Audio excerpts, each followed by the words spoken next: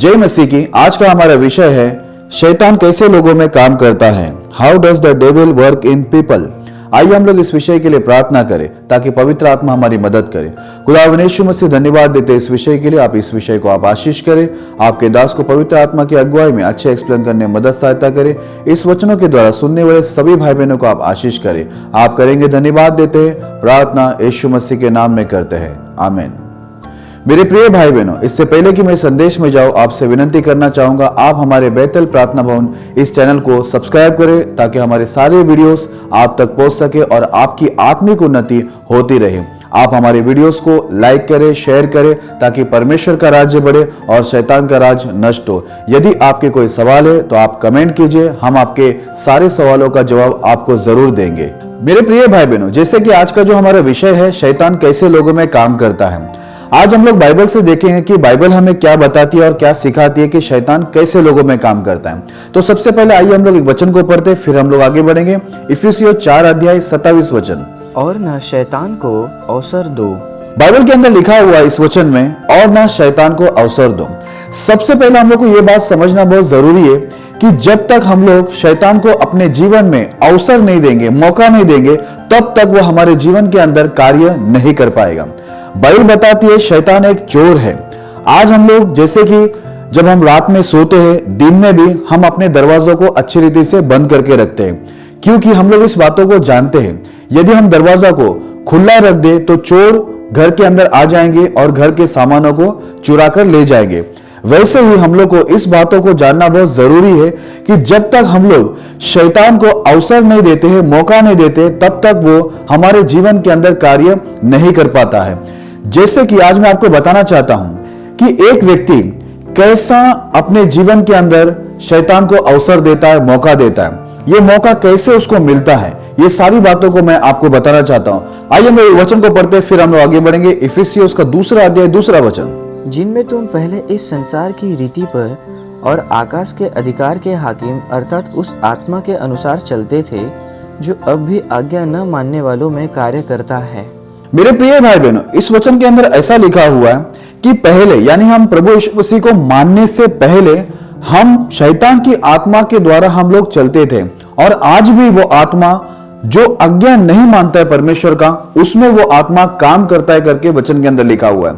तो मेरे प्रिय भाई बहनों, सबसे मुख्य बात यही है कि शैतान को इंसान के जीवन में अवसर तब मिलता है जब हम परमेश्वर की आज्ञा को जानने पर भी उसकी आज्ञा को नहीं मानते, तब वो हमारे जीवन के अंदर कार्य करना शुरू करता है। इसलिए मेरे प्रिय भाई बहनों, इस बातों को आप हमेशा याद रखिए कि शैतान कभी भी आपके जीवन के अंदर तब तक कार्य नहीं कर पाएगा जब तक आप अवसर नहीं दोगे, और अवसर तब उसको मिलता है जब आप परमेश्वर की आज्ञा को जानने के बाद भी उस आज्ञा का उल्लंघन करते हो, उस आज्ञा का विरोध करते हो, उस आज्ञा को जब तोड़ देते हो, उस समय शैतान आपके जीवन में कार्य करना शुरू कर देता है और आपको पता भी नहीं चलता है कि कब आप कितने पाप के अंदर, कितने अपराध के अंदर और परमेश्वर के रास्ते से कितने आप भटक जाते हो, ये आपको पता ही नहीं चलता है। शैतान आपको पता लगने देता ही नहीं। इस प्रकार वो कार्य करते हुए आपको पूरी तरह से नाश की ओर लेके जाता है जब आप परमेश्वर की आज्ञाओं को तोड़ते हैं तब। उदाहरण के तौर पर मैं आपको मूसा के बारे में बताना चाहूंगा। आइए हम लोग उस वचन को पढ़ते फिर हम लोग आगे बढ़ेंगे। यहूदा उसका 1 वचन। परंतु प्रधान स्वर्गदूत मिकाईल ने जब शैतान से मूसा के शव के विषय में वाद विवाद किया तो उसको बुरा भला कह के दोष लगाने का साहस न किया, पर यह कहा, प्रभु तुझे डांटे। मेरे प्रिय भाई बहनों, जैसे कि आप लोग इस बातों को जानते ही हैं कि मूसा से एक गलती हो गया था। परमेश्वर ने उससे कहा था कि चट्टान से बात कर और उससे पानी निकलेगा, लेकिन उसने चट्टान पर लाठी मार दी और यह बात उसके लिए अपराध गिना गया, पाप गिना गया। इस वजह से परमेश्वर उसको कनान जाने से रोक दिया। मेरे प्रिय भाई बहनों, मूसा के जो शरीर थे, यानी डेड बॉडी, जो मरा हुआ उनका जो शव था, उसको लेकर शैतान और मिकाईल स्वर्गदूत इनके बीच में वाद विवाद हुआ, क्योंकि शैतान तुरंत उसके शव को लेने के लिए आ गया था, लेकिन मिकाईल स्वर्गदूत ने उसके शव को, यानी मूसा के शव को शैतान को नहीं दिया, क्योंकि परमेश्वर की यह इच्छा नहीं थी कि मूसा का जो शरीर है, यानी मरा हुआ जो शरीर है, वो शैतान के हाथ में ना जाए। ये परमेश्वर की इच्छा थी। इसलिए मेरे प्रिय भाई बहनों, मैं आपको बताना क्या चाहता हूं, यहां पर मुख्य बात यह है कि जब भी आपसे गलतियां होती है, पाप होती है, उस समय शैतान तुरंत ही आपके पास पहुंच जाता है आपके जीवन में काम करने के लिए। जैसे ही मूसा से गलती हुआ, वहां पर शैतान देखिए तुरंत आ गया, यहां तक कि मूसा मर चुका है, मरने के बाद भी उसका जो डेड बॉडी है उसके लिए शैतान वहां पर मिकाएल स्वर्गदूत से फाइट कर रहा है, वाद विवाद कर रहा है। तो आप सोचिए कि शैतान का कितना हमारे ऊपर ध्यान है, यानी वो बहुत ध्यान लगाकर हमें ढूंढता रहता है कि कब हमसे गलती हो और कब वो हमारे जीवन के अंदर कार्य कर पाए। इसलिए मेरे प्रिय भाई बहनों, आप इस बातों से हमेशा सावधान रहिए कि कभी भी परमेश्वर की आज्ञाओं को आप उल्लंघन ना करें, क्योंकि जब आप परमेश्वर की आज्ञाओं को जानकर आप परमेश्वर के आज्ञा का उल्लंघन करोगे, तब शैतान तुरंत ही आपके जीवन के अंदर कार्य करना शुरू करेगा और आपको बहुत सारे आत्मिक और शारीरिक नुकसान को पहुंचाएगा। यहां पर मूसा के ऊपर परमेश्वर का अनुग्रह था, क्योंकि उसने जानबूझकर ये अपराध नहीं किया था, पर उससे गलती से ये अपराध हो गया था, इसलिए परमेश्वर ने मूसा के ऊपर अपनी करुणा दया बना के रखा। लेकिन आपको एक बात बता दूं, यदि आप जानबूझ के अपराध पाप करते, वचनों को जानने के बाद भी, अच्छी रीति से वचन को जानने के बाद भी आप परमेश्वर के विरुद्ध में चलते, तो निश्चय शैतान आपके जीवन के अंदर कार्य करके आपके आत्मिक और शारीरिक दोनों जीवन के अंदर भारी नुकसान पहुंचा सकता है।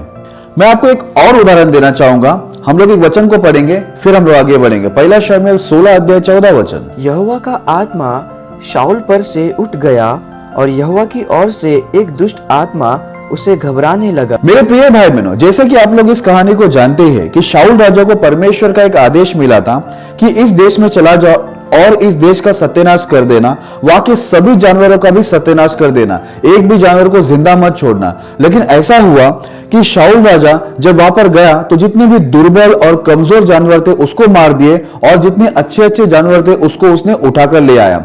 और ऐसा हुआ जब ये बात परमेश्वर ने उस समय के जो परमेश्वर का दास शामुएल था उसको ये बात बताया, तो शामुएल जो है शाऊल को मिलने आया। और जब शाऊल शामुएल को मिलता है तो शाऊल शामुएल से ऐसा कहता है कि मैंने परमेश्वर की आज्ञाओं को पूरा किया है। जैसे वो इस बात को बोलता है तो सारे जानवर एक साथ चिल्लाने लगते।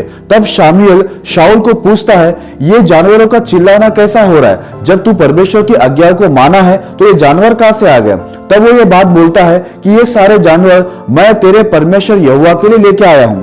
तब शामुएल शाऊल को यह बात समझाता है कि परमेश्वर कोई बलिदान से प्रसन्न नहीं होता, लेकिन परमेश्वर उसकी आज्ञा मानने वाले से प्रसन्न होता है। इसलिए मेरे प्रिय भाई बहनों, कई बार हम लोग भी परमेश्वर की आज्ञा का उल्लंघन करते हैं। थोड़ा सा हम परमेश्वर की आज्ञा को मानते हैं और थोड़ा सा हम परमेश्वर की आज्ञा को तोड़ देते हैं। और हम लोग ये सोचते हैं कि सब कुछ ठीक है। हम अपने आप को झूठी तसल्ली देते हैं कि हम लोग परमेश्वर में ठीक तरह से चल रहे हैं। जैसा यह शाऊल राजा भी ऐसा सोच रहा था कि मैं परमेश्वर के अंदर ठीक हूं, इसलिए उसने जब शामुएल को मिला तो ऐसा कहा कि मैंने परमेश्वर की सारी आज्ञाओं का पालन किया है करके। लेकिन ऐसा नहीं था। परमेश्वर ने कहा था कि सारे जानवरों को मार देना। मेरे प्रिय भाई बहनों, परमेश्वर ऐसा कोई भी बलिदान ग्रहण नहीं करेगा, ऐसी कोई भी सेवा ग्रहण नहीं करेगा जो परमेश्वर की आज्ञा के विरुद्ध में। इसलिए परमेश्वर का क्रोध शाऊल राजा पर भड़क उठा और बाद में देखिए वो पहला ये बात को मान रहा ही नहीं था कि वो परमेश्वर के विरुद्ध पाप किया है, लेकिन बार बार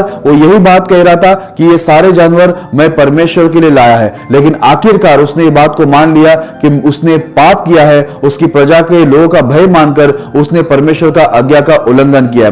और इसी बात से परमेश्वर नाराज होकर शाऊल के ऊपर से परमेश्वर की आत्मा हटा देता है और परमेश्वर की ओर से एक दुष्ट आत्मा उसके ऊपर उतर जाता है और उसको डराने लगता है। मेरे प्रिय भाई बहनों, यदि शैतान खुद से आपके जीवन के अंदर आया है तो परमेश्वर उसको निकाल सकता है, लेकिन यदि परमेश्वर की ओर से शैतान आपके पास आया है तो उसको कोई भी निकाल नहीं सकता, उसको कोई भी प्रार्थना निकाल नहीं सकता, कोई भी शक्ति उसको निकाल नहीं सकता, क्योंकि वो परमेश्वर की ओर से ही भेजा गया।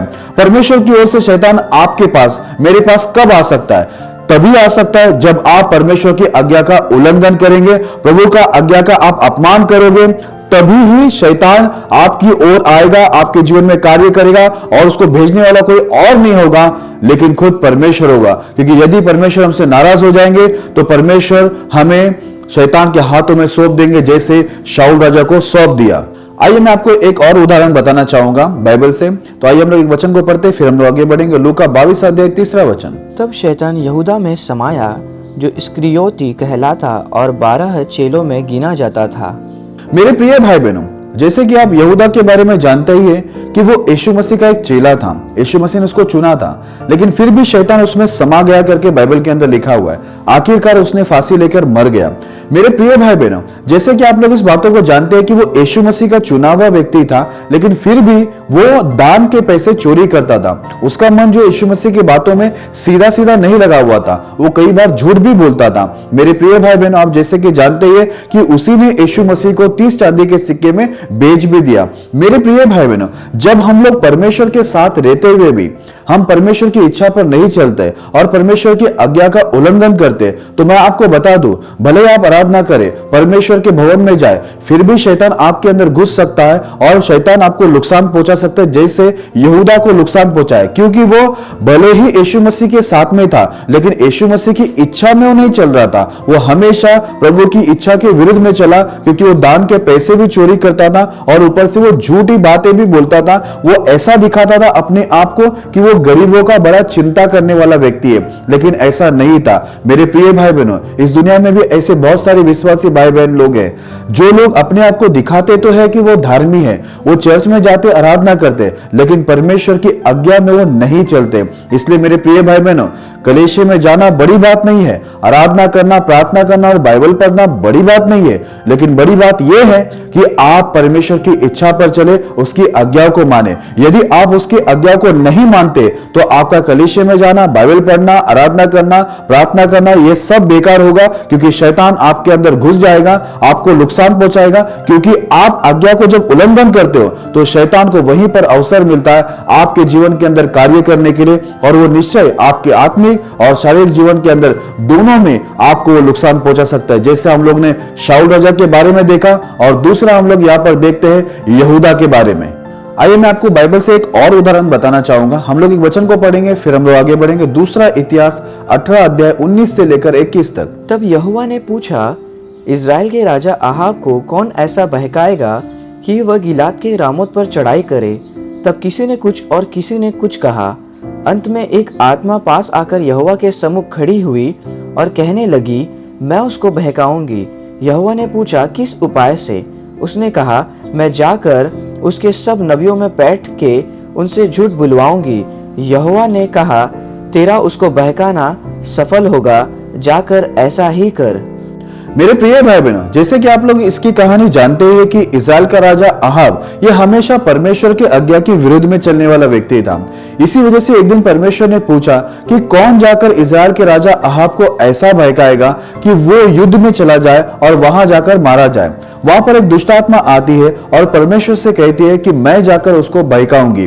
तब परमेश्वर पूछता है कि तू कैसा उसको बहकाएगी? वो कहता है कि मैं 400 नबी के अंदर बैठकर उनसे झूठ बुलवाऊंगी और इस प्रकार उसको बहका कर मैं युद्ध में भेजूंगी और वहां जाकर वो मारा जाएगा। परमेश्वर कहता है तेरा ये जो बहकाने का कार्य है सफल हो जाए। और मेरे प्रिय भाई बहनों, जैसे कि आप लोग जानते हैं कि दुष्ट आत्मा जाके वो 400 नबियों के अंदर बैठकर अहाब राजा को ऐसा बहकाती है कि वो बहकर उस लड़ाई में चला जाता है। भले वो भेष बदल के चला जाता है, फिर भी वो मारा जाता है, क्योंकि परमेश्वर की इच्छा यही रहता है कि वो मर जाए। मेरे प्रिय भाई बहनों, यहाँ पर भी हम लोग देखते हैं कि शैतान को परमेश्वर ने भेजा। क्यों भेजा? क्योंकि अहाब राजा परमेश्वर की आज्ञा का सदा उल्लंघन करता था। इस वजह से ही परमेश्वर की ओर से ही दुष्ट आत्मा भेजे गए और अहाब राजा मारा गया। जब भी आप परमेश्वर की आज्ञा को तोड़ोगे, याद रखना परमेश्वर की ओर से ही आपके ऊपर से पवित्र आत्मा हट जाएगा और शैतान की आत्मा आपके पास भेजा जाएगा, जो आपको शारीरिक और आत्मिक दोनों चीज में नुकसान पहुंचाएगा। इसलिए हम लोग को हमेशा सावधान रहना चाहिए। आप भले ही परमेश्वर के व्यक्ति क्यों ना हो, यदि आप परमेश्वर की आज्ञा को तोड़ दोगे तो निश्चय परमेश्वर की ओर से दुष्ट आत्मा आपके पास भेजे जाएंगे और वो दुष्ट आत्मा कठोरता से आपके साथ व्यवहार करके आपको कई प्रकार का नुकसान पहुंचाएगा और आपको नष्ट भी कर देगा। इसलिए सावधान रहे, परमेश्वर की आज्ञा कभी ना तोड़े, क्योंकि यदि आप परमेश्वर की आज्ञा तोड़ते हो तो निश्चय आपके जीवन में भारी नुकसान हो सकता है।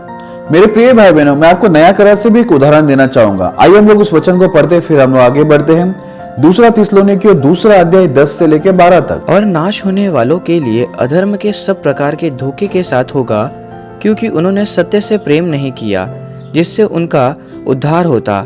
इसी कारण परमेश्वर उनमें एक भटका देने वाली सामर्थ्य को भेजेगा कि वे झूठ की प्रतीति करे, ताकि जितने लोग सत्य की प्रतीति नहीं करते वरन अधर्म से प्रसन्न होते हैं वे सब दंड पाएंगे।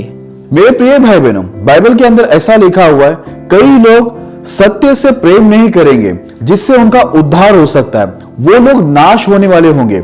यानी वो लोग कलेशे में तो होंगे, वो लोग परमेश्वर पे विश्वास भी करेंगे, बाइबल भी पढ़ेंगे और आराधना भी करेंगे, लेकिन वो लोग नाश होने वाले लोग हैं, क्योंकि वो लोग बाइबल को जानने पर भी वो लोग परमेश्वर के वचन से प्रेम नहीं रखेंगे जिससे उनका उद्धार हो सकता है। इसीलिए परमेश्वर, बाइबल के अंदर लिखा है कि परमेश्वर की ओर से एक भटका देने वाली सामर्थ उनके मध्य में भेजा जाएगा ताकि वो झूठ की प्रतीति करे, क्योंकि वो लोग सत्य को प्रतीति करने को तैयार ही नहीं है और सत्य को मानने को तैयार नहीं, सत्य के आधीन होने को तैयार नहीं। इसलिए परमेश्वर खुद ही अपनी ओर से एक सामर्थ भेजेगा जो उनको भटकाएगा, यानी एक दुष्ट आत्मा को भेजेगा जो उनको झूठ के अंदर विश्वास करने के लिए रखेगा। जैसे आहाब राजा के बीच में भी परमेश्वर की ओर से दुष्ट आत्मा गया और वो झूठ के ऊपर आहाब राजा ने विश्वास किया और इस प्रकार उसके ऊपर दंड आया और वो मारा भी गया। इसलिए आगे ऐसा लिखा है, जितने लोग सत्य की प्रतीति नहीं करते पर अधर्म से प्रसन्न होते वे सब दंड पाए, इसलिए परमेश्वर भटका देने वाली सामर्थ उनके मध्य में भेजेगा। मैं आपको बताना यह चाहता हूं मेरे प्रिय भाई बहनों,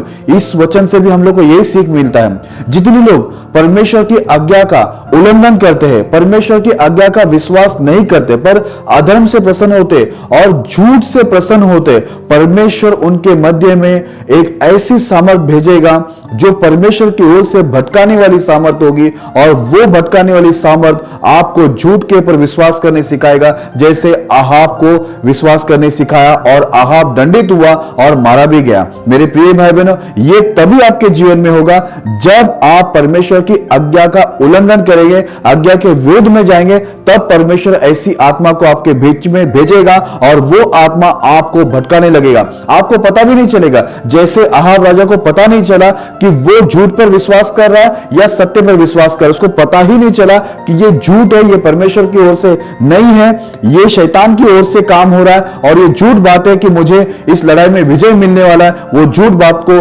विश्वास करके वो चला गया और आखिरकार वो मारा गया। मेरे प्रिय भाई बहनों, आपके जीवन में भी ऐसा ही होगा। यदि आप परमेश्वर की आज्ञा का उल्लंघन करेंगे तो परमेश्वर की ओर से ही भटका देने वाली सामर्थ, भटका देने वाली आत्मा आपके पास भेजा जाएगा और वो आपको झूठ के अंदर ऐसा भटका देगा कि लास्ट में आप जाकर दंड पाओगे और आहाब के जैसा आप मारे जाओगे। इसलिए सावधान रहे कि परमेश्वर की कोई भी आज्ञा को आप हल्के में ना ले और परमेश्वर की कोई भी आज्ञा को आप उल्लंघन ना करें, उसकी आज्ञा को तुच्छ ना समझे और ऐसा ना हो कि आप परमेश्वर की आज्ञा को तुच्छ समझे, परमेश्वर की ओर से दुष्ट आत्मा आपके ऊपर उतर आए और आपको नाश की ओर लेके जाए और आप नष्ट ना हो जाए। इसलिए आप सावधान रहे, परमेश्वर की कोई भी आज्ञा का आप उल्लंघन कभी ना करें। आइए हम एक वचन को पढ़ते फिर हम आगे बढ़ेंगे। पहला पत्रस 5वां अध्याय 8 वचन। सचेत हो और जागते रहो, क्योंकि तुम्हारा विरोधी शैतान गरजने वाले सिंह के समान इस खोज में रहता है कि किस किस को फाड़ खाए। मेरे प्रिय भाई बहनों, इस वचन के अंदर पवित्र आत्मा ऐसा लिखा हुआ है, सचेत हो और जागते रहो, क्योंकि तुम्हारा विरोधी शैतान गरजने वाले सिंह के समान इस खोज में रहता है कि किसको फाड़ खाए। मेरे प्रिय भाई बहनों, हमारे विश्वासी जीवन के अंदर हम लोग को हमेशा सचेत और जागरूक रहना बहुत जरूरी है।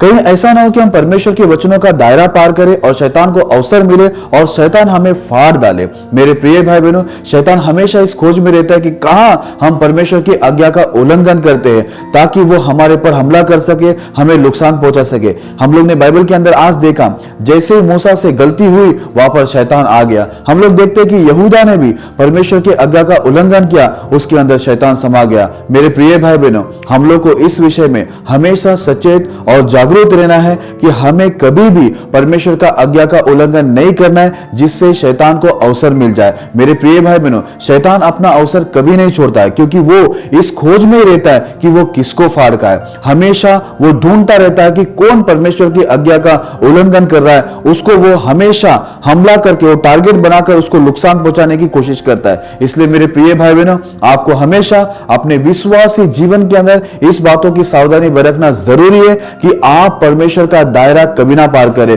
क्योंकि इस विषय में आप जागरूक रहेंगे तो आप शैतान की सभी युक्तियों से बच जाओगे। नहीं है, अगर आप जागरूक नहीं रहोगे, सचेत नहीं रहोगे और परमेश्वर की आज्ञा के बाहर चले जाओगे तो शैतान आपको शिकार बनाएगा और आपको कई प्रकार के आत्मिक और शारीरिक नुकसान पहुंचाएगा। इसलिए आप हमेशा अपने विश्वासी जीवन में हमेशा आप जागरूक रहे और हर एक काम परमेश्वर के वचन के अनुसार करें, ताकि शैतान को कोई अवसर ना मिले आपके जीवन के अंदर कार्य करने का और आपका आत्मिक और शारीरिक जीवन में किसी भी प्रकार का नुकसान ना हो। आप हमेशा सुरक्षित रहो। इसलिए आपको इस विषय में सावधानी बरतना बहुत जरूरी है। जैसे परमेश्वर ने जोशुआ से कहा था कि ये व्यवस्था की पुस्तक की बातें तेरे चित्त से कभी उतरने ना पाए, दिन और रात इसमें ध्यान करना और इसी को स्मरण करके सब कुछ करना, जिससे तू प्रभावशाली हो और दुश्मन तेरे आगे टिके नहीं, और जिस भूमि पर तू पैर रखे वो तेरा हो जाए, और जहां कहीं तू जाए मैं तेरे संग रहूं। मेरे प्रिय भाई बहनों, हम लोग को यह हमेशा ध्यान रखना है, जब हम परमेश्वर के वचन के दायरे में रहते हैं तो परमेश्वर हमारे संग रहता है और शत्रु हमारे सामने टिक नहीं पाता। जिस भूमि पर हम पैर रखते हैं वो हमारा हो जाता है। इसलिए हम लोग सावधानी रहे कि हम लोग कभी भी परमेश्वर का दायरा पार ना करें, ताकि परमेश्वर हमारे साथ रहे और शत्रु हमारे सामने कभी ना टिक पाए। आइए हम लोग आखिरी वचन पढ़ते फिर संदेश की समाप्ति पे चलते हैं। याकूब 4:7 इसलिए परमेश्वर के अधीन हो जाओ और शैतान का सामना करो तो वह तुम्हारे पास से भाग निकलेगा। मेरे प्रिय भाई बहनों, इस वचन के अंदर साफ लिखा हुआ है कि परमेश्वर के अधीन हो जाओ और शैतान का सामना करो तो वो तुम्हारे सामने से भाग निकलेगा। मेरे प्रिय भाई बहनों, आपको मैं बताना चाहता हूं, सबसे पहले हमें परमेश्वर के नियमों के अधीन में होना है, फिर जाकर हमें शैतान का सामना करना है। तब शैतान निश्चय हमारे सामने से भाग जाएगा। वो हमारे सामने टिक नहीं पाएगा, हम पर प्रबल नहीं होगा, लेकिन निश्चय हम ही उन पर प्रबल हो जाएंगे।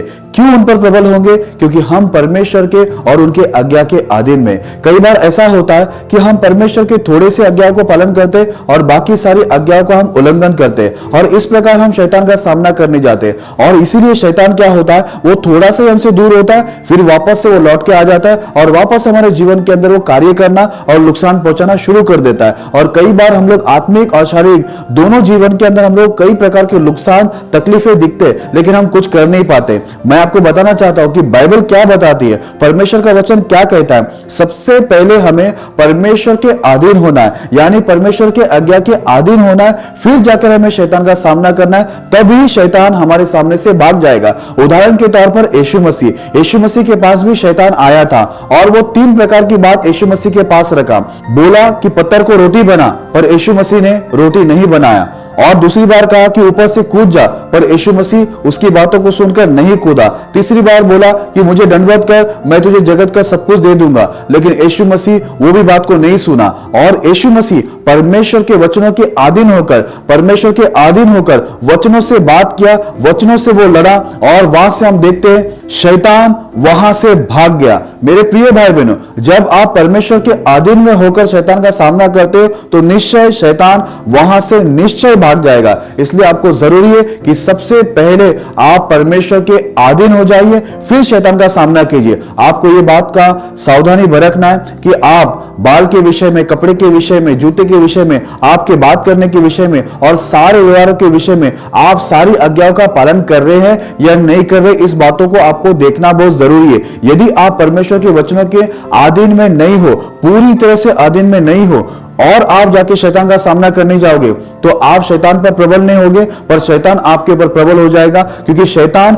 ये बात अच्छी रीति से जानता है कि इस पृथ्वी पर कौन सा इंसान परमेश्वर की सारी आज्ञाओं को मान रहा है और कौन सा इंसान थोड़ी आज्ञा को मान रहा है और बाकी आज्ञा को तोड़ रहा है। क्योंकि शैतान यही बातों को ढूंढता रहता है कि कौन क्या कर रहा है, उसको सब मालूम पड़ता है। जैसे उसको ये बात पता चला कि मूसा से गलती हुई है, तो सोचिए वो शैतान की नजर कितना तेज है इंसान के ऊपर कि एक इंसान कहां पर क्या गलती कर रहा है, वो सब बातों को ढूंढता रहता है और जैसे हमसे कोई पाप हो जाता है वो हमारे ऊपर हावी हो जाता है। इसलिए मेरे प्रिय भाई बहनों, परमेश्वर की आज्ञा के विषय में आप सावधान रहे, परमेश्वर की आज्ञा के, परमेश्वर के अधीन में हो जाइए, फिर जाकर आप शैतान का सामना कीजिए, निश्चय शैतान आपके सामने से भाग जाएगा। लेकिन यदि आप परमेश्वर के अधीन नहीं होते हैं, परमेश्वर के वचनों के अधीन पूरी तरह से नहीं होते, पूरी परमेश्वर की आज्ञा को नहीं पालन करते, फिर मैं आपको बता दूं, आप परमेश्वर के अधीन नहीं होने से आप शैतान का सामने करने जाओगे तो शैतान का सामना करने से आपका कोई फायदा नहीं होगा, क्योंकि शैतान आपके सामने से भागेगा नहीं, पर शैतान आपके ऊपर विजय हो जाएगा, आपको वो गिरा देगा, आपको बहुत सारे अलग अलग तकलीफों में और दुखों के अंदर डाल देगा, क्योंकि वो ये जानता है कि कौन सा इंसान परमेश्वर के वचन के अधीन है और कौन सा इंसान परमेश्वर की आज्ञा का उल्लंघन कर रहे हैं। इसलिए मेरे प्रिय भाई बहनों, आप आपके आत्मिक जीवन के अंदर आप हमेशा सावधानी बरतिए कि आप परमेश्वर में कैसा जीवन जी रहे। यदि आप परमेश्वर के अधीन में हैं तो निश्चय आप शैतान की सारी सेना पर विजय होंगे, लेकिन यदि आप परमेश्वर की कोई भी आज्ञा को तोड़ रहे हो तो शैतान इस बातों से कि आप परमेश्वर की आज्ञा तोड़ रहे, वो आपके जीवन के अंदर कार्य करेगा और कई प्रकार के नुकसान पहुंचाएगा। आखिर में आपको एक विशेष बात बोलना चाहता हूं, आप बार बार परमेश्वर की आज्ञाओं को सुनने के बाद भी, पढ़ने के बाद भी परमेश्वर की आज्ञा का लगातार उल्लंघन करते रहोगे तो याद रखना, परमेश्वर की ओर से ही भटकाने वाली आत्मा, दुष्ट आत्मा आपके पास भेजी जाएगी, जैसे अहाब के पास भेजा गया, जैसे साउल राजा के पास भेजा गया। आखिरकार वो लोग नष्ट हो गए। इसलिए मैं आपको सावधान करना चाहता हूं, यदि शैतान खुद से आपके पास आ रहा है तो परमेश्वर उसको भगा देगा, लेकिन यदि परमेश्वर की ओर से आपके पास शैतान आ रहा है तो दुनिया की कोई भी ताकत उसको भगा नहीं पाएगा। और परमेश्वर की ओर से शैतान तब हमारे पास आता है जब हम परमेश्वर की आज्ञा को अच्छी रीति से जानने के बाद भी हम परमेश्वर की आज्ञा का उल्लंघन करते, परमेश्वर की आज्ञा का विरोध करते, तब परमेश्वर अपनी ओर से वो भटकाने वाली आत्मा, जो झूठ बोलने वाली आत्मा अहाब के पास भेजा गया था, वही आत्मा वो हमारे पास भी भेज देगा। और फिर हम लोग हमेशा झूठ के चाहने वाले होंगे, अधर्म के चाहने वाले होंगे, और हमको पता ही नहीं चलेगा कि हम कौन से रास्ते पे जा रहे हैं, और हम एक दिन नष्ट हो जाएंगे। जैसे अहाब नष्ट हो गया वैसे हम भी नष्ट हो जाएंगे। इसलिए मेरे प्रिय भाई बहनों, आप परमेश्वर के वचन के प्रति सावधान रहिए और सावधानी से परमेश्वर के वचनों को पालन कीजिए, ताकि शैतान की कोई भी युक्ति आप पर प्रबल ना हो। मैं विश्वास करता हूं कि आज के संदेश के द्वारा आपको ये बात समझ में आई होगी कि शैतान किस प्रकार लोगों के जीवन में कार्य करता है और किस प्रकार हमें शैतान की युक्तियों पर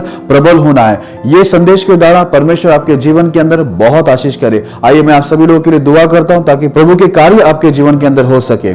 खुदावंद यीशु मसीह में प्रार्थना करता हूं, इस वीडियो को सुनने वाले, इस प्रचार को सुनने वाले सभी भाई बहनों के जीवन के अंदर आपका कार्य हो। यदि कोई बीमार या अपाहिज है, उन्हें यीशु मसीह के नाम में चंगा करना। यदि कोई शैतान जादू से पीड़ित, उन्हें यीशु के नाम में मुक्ति करना। यदि कोई गरीब है, कर्जे में, तो उन्हें यीशु के नाम से गरीबी और कर्जे से मुक्त करना प्रभु। यदि किसी को संतान नहीं, उन्हें संतान उत्पन्न करने के लिए प्रभु आशीष देना प्रभु। और जो अशांति में पड़े उन्हें शांति देना। सभी के काम, बिजनेस, पढ़ाई, कोर्स के अंदर आप आशीष देना। हर परिवार में आपका अनुग्रह बनाए रखना।